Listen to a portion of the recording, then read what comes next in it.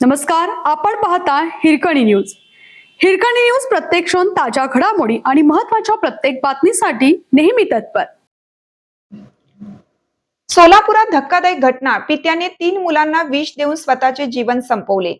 सोलापूर जिल्ह्यातून एक अत्यंत धक्कादायक आणि मन हेलावून टाकणारी घटना समोर आली आहे.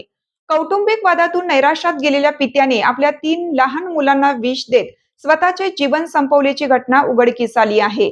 या घटनेत 3ही मुलांवर सध्या उपचार सुरू आहेत. सोलापूर तालुक्यातील तीर्थ गावालगत ही दुर्दैवी घटना घडली.